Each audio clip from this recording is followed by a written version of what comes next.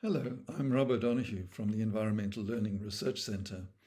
And in our work with handprint care and our circles of care in classroom settings, we found two UNESCO documents particularly relevant.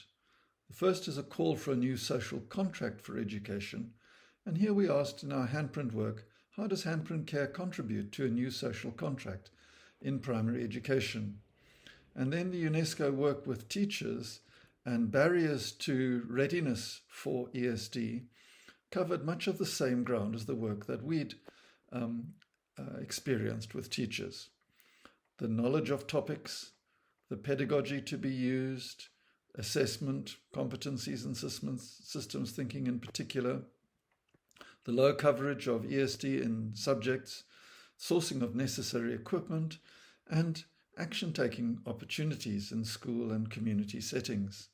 So what we did is we adopted an approach used by Fundisa for Change and the Sustainability Starts with Teachers in UNESCO, and that was to highlight three focus areas: the knowledge in the curriculum, the pedagogy, and the assessment.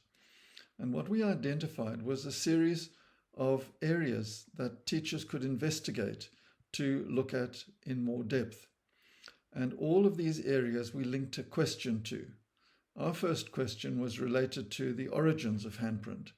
How did a handprint approach to ESD emerge? And this was the starting point for some teachers to begin to explore a handprint approach. Then we looked at ethics, the inclusion of ethics-led learning in classroom settings. Then into the pedagogy. How can story sharing, which is commonly used in primary schools, be introduced around real-world story? And then further into pedagogy. How can ESD be activated in conventional subject teaching? How can the knowledge related to environmental concerns and the Sustainable Development Goals enrich subject teaching and be brought in? How can curriculum and ESD competences be combined in our teaching? And into lesson design, how do we deepen our lesson design to include ESD-led, learning-led ESD? And then looking at assessment, often where we start. How do we strengthen assessment and broaden assessment in our teaching?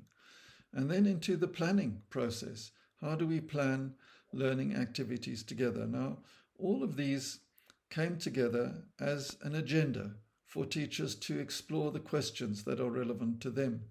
And the questions can be explored in any order and discussed as teachers.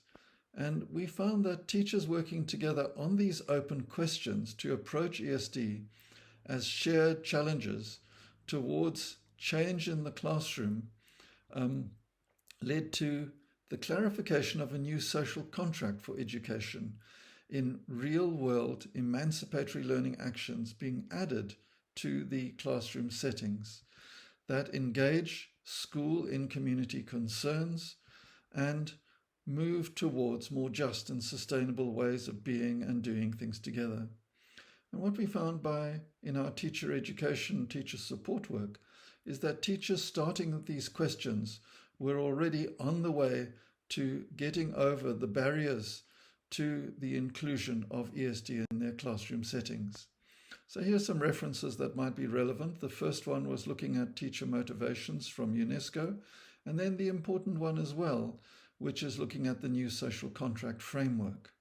Then into handprint care, an overview, looking at action learning, some work that we did for UNESCO on changing training and learning environments, and then some research with teachers on the introduction of handprint care approaches in South Africa, and then some research with teachers that has been undertaken in Mexico. And all of this work is centered on teachers working together around questions that enable them to deepen and subtly shift their teaching practices their work with knowledge and their assessment practices to introduce ESD approaches to action learning in their conventional classroom teaching settings.